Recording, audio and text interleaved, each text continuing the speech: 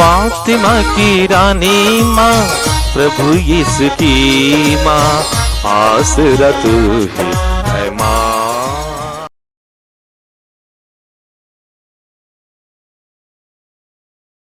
पहला पाठ नबी बारूक का ग्रंथ, अध्याय 1, पद संख्याएं 15 से 22 तक। हमारा प्रभु ईश्वर न्यायी है और हम यहूदिया के लोग, यरूशलेम के निवासी, हमारे राजा और शासक, हमारे याजक और नबी, हमारे पुरखे, हम सब के सब कलंकित हैं, क्योंकि हमने प्रभु के विरोध पाप किया है। हमने अपने प्रभु ईश्वर की वाणी पर ध्यान नहीं दिया, हमने उसके आदेशों का पालन नहीं किया। जिस दिन प्रभु हमारे पुरखों को मिस्र से निकाल लाया, उस दिन से आज तक हम उसकी आज्ञाएं भंग करते और उसकी वाणी का तिरस्कार करते आ रहे हैं। इसलिए आज वे विपत्तियां और अभिशाप हम पर आ पड़े हैं, जिन्हें प्रभु ने अपने सेवक मूसा के द्वारा घोषित किया था, जब वह हमारे पुरखों को मिस्र से निकालकर उस देश ले जा रहे थे जहाँ दूध और मधु की नदियाँ बहती है। हमने प्रभु द्वारा भेजे हुए नबियों की वाणी पर ध्यान नहीं दिया। हम हठपूर्वक अपनी राह चलते रहे, पराये देवताओं को उपासना और ऐसे कार्य करते रहे जो हमारे प्रभु ईश्वर की दृष्टि में बुरे हैं। यह प्रभु की वाणी है। ईश्वर को धन्यवाद। भजन अनुवाक्य। हे प्रभु, अपने नाम के हेतु हमारी सहायता कर। हे प्रभु, अपने नाम के हेतु हमारी सहायता कर। हे प्रभु, गैर यहूदी तेरी प्रजा के देश में घुस आए हैं। उन्होंने तेरा पवित्र मंदिर दूषित किया, यरूशलेम के खंडहरों का ढेर बना दिया और तेरे सेवकों के शव तथा तेरे भक्तों का मांस आकाश के पक्षियों तथा पृथ्वी के पशुओं के भोजन के लिए छोड़ दिया है। अनुवाक्य।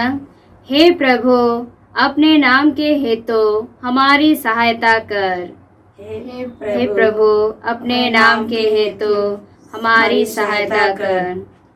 उन्होंने यरूशलेम में रक्त पानी की तरह बहाया है, मृतकों को दफनाने के लिए कोई नहीं आ रहा है। हमारे पड़ोसी हम पर ताना मारते हैं, हमारे आसपास रहने वाले हमारा उपहास करते हैं। हे प्रभु, क्या तू सदा के लिए हम पर अप्रसन्न रहेगा? तेरा क्रोध कब तक अग्नि की तरह जलता रहेगा? अनुवाक्य। हे प्रभु, अपने नाम के हेतु हमारी सहायता कर। हे प्रभु, अपने नाम के हेतु हमारी सहायता कर। हमारे पूर्वजों के पापों के कारण हम पर अप्रसन्न न हो, शीघ्र ही हम पर दया कर, क्योंकि हम घोर संकट में पड़े हैं। अनुवाक्य। हे प्रभु, अपने नाम के हेतु हमारी सहायता कर। हे ईश्वर, हमारे मुक्तिदाता, अपने नाम की महिमा के हेतु हमारी सहायता कर। हे प्रभु, अपने नाम के हेतु हमारे पाप क्षमा कर। अनुवाक्य। हे प्रभु, अपने नाम के हेतु हमारी सहायता कर। हे प्रभु, अपने नाम के हेतु हमारी सहायता कर। जय घोष। हालेलुया। आज अपना हृदय कठोर न बनाओ, प्रभु की वाणी पर ध्यान दो। हालेलुया। प्रभु आप लोगों के साथ हो। और आपकी आत्मा के संत साथ। लूकस के अनुसार प्रभु यीशु ख्रिस्त का पवित्र सुसमाचार। हे प्रभु तेरी महिमा हो। अध्याय 10 पद संख्याएं 13 से 16। यीशु ने कहा, धिक्कार तुझे रे कोरेजन, धिक्कार तुझे रे बेथसाइदा, जो चमत्कार तुम्हें किए गए हैं। यदि वे तीरुस और सीदोन में किए गए होते तो न जाने कब से टाट ओढ़कर और भस्म रमाकर उन्होंने पश्चाताप किया होता। इसलिए न्याय के दिन तुम्हारी दशा की अपेक्षा तीरुस और सीदोन की दशा कहीं अधिक सहनीय होगी। अतुरे कफरनहूम, क्या तुम स्वर्ग तक ऊंचा उठाया जाएगा?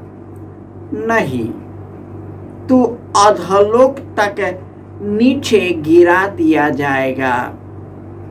जो तुम्हारी सुनता है वह मेरी सुनता है, और जो तुम्हारा तिरस्कार करता है वह मेरा तिरस्कार करता है।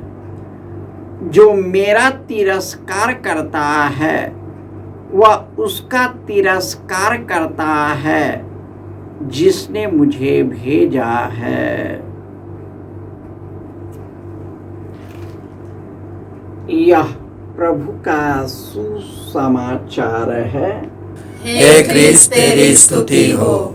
ख्रिस्त में प्यारे भाइयों और बहनों, प्रभु का वचन कहता है, आज अपना हृदय कठोर न बनाओ और प्रभु की वाणी पर ध्यान दो। आज के पहले पाठ नबी बारूक के ग्रंथ से बताया गया है कि जब वे अपने विध्वंस, जो उनका देश खंडहर हो गया था, उसको देखकर पश्चाताप करते हैं कि हमने, हमारे शासकों ने, हमारे याजकों ने, हमारे पुरखों ने ईश्वर के विरुद्ध पाप किया, हमने उन्हें कलंकित किया है, हमने प्रभु की वाणी पर ध्यान नहीं दिया, उसके आदेशों का पालन नहीं किया। जिस दिन से प्रभु ने हमारे पुरखों को मिस्र देश से निकाला, उसी समय से हम आज्ञाओं का भंग करते आ रहे हैं। यही है कारण है कि ये सब विपत्तियां और अभिशाप हम सबों पर पड़ा है। मूसा ने जो संहिता घोषित किया था मेरे पुरखों के लिए, और जिस ईश्वर ने उन्हें वह देश दिया था जहाँ दूध और मधु की नदियाँ बहती है, सबों ने तिरस्कार किया। आज प्रभु यीशु कोरेजन बेथसाइदा को धिक्कारते हैं, क्योंकि उन्होंने देखते हुए भी, सुनते हुए भी उनमें विश्वास नहीं किया। यही कारण है कि यीशु कहते हैं, जो तुम्हारी सुनता है वह मेरी सुनता है, और जो तेरा तिरस्कार करता है वह मेरा तिरस्कार करता है, और जो मेरा तिरस्कार करता है वह उसका तिरस्कार करता है जिसने मुझको भेजा है। जब मनुष्य स्वार्थ में, लालच में, इस दुनिया के शान शौकत में, अपने शरीर की वासना में और अपने इच्छाओं में फंस जाता है, इस दुनिया के पद और प्रतिष्ठा और सिंहासन के लोभ में फंस जाता है, वह व्यक्ति निष्ठुर बनता है, कठोर बनता है, अत्याचारी बनता है, वह किसी पर दया नहीं करता। यही कारण है कि राजा सौल से लेकर अंतिम राजा यहाँ तक कि दाऊद ने भी पाप किया।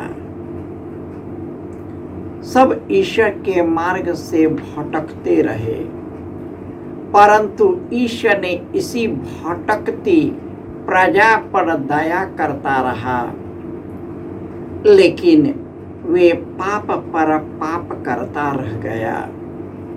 उसी की संतति जो राजघराने के कहलाते हैं, यहूदी है, फरीसी है, शास्त्री है, महायाजक है, ये सभी ईश्वर के मार्ग से भटक गए हैं। अपने स्वार्थ, अपनी प्रतिष्ठा, अपने पद, अपने लालच में फंस गए हैं। यही उनका भगवान हो गया और भगवान उनके जीवन से हट गया। हमारे देश की दशा यही है। इस दुनिया का भूख और लालच और सत्ता की भूख हमारे नेताओं को, हमारे अधिकारियों को, हमारे शासकों को अपने कर्तव्य निष्ठे विमुख कर दिया है। वे जो भी करते अपने स्वार्थ पूर्ति के लिए करते हैं। हमारे देश और नागरिकों की चिंता नहीं है। वे केवल धनियों की चिंता करते हैं क्योंकि वे खुद ही धनी हैं, और वे इसी के लालच में कुकर्म पर कुकर्म करता जा रहा है। हमारा संविधान को ध्वस्त किया जा रहा है क्योंकि ये ईश्वर के मार्ग से भटक चुके हैं, दुनिया में संलिप्त हो गए हैं और अपनी ही इच्छा को ईश्वर की इच्छा मान बैठे हैं। फिर भी ईश्वर उन सबों पर दया करता है जो पश्चाताप करता है, सच्चे हृदय से, अब विनम्र भाव से ईश्वर की ओर मुड़ जाता है। ईश्वर उस पर दया करता है। इस प्रकार ईश्वर ने अपनी भटकी हुई प्रजा पर दया किया, उसका पुनः निर्माण किया, मंदिर का पुनः निर्माण किया, उसके जगहों को फिर से नया कर दिया ताकि हम उसी के मार्ग पर चलते हुए अनंत जीवन प्राप्त कर सके। क्योंकि यह दुनिया, यह संसार, यह जीवन क्षण भंगुर है, परंतु जो ईश्वर में बना रहता है वह सदा सर्वदा बना रहेगा। जय यीशु।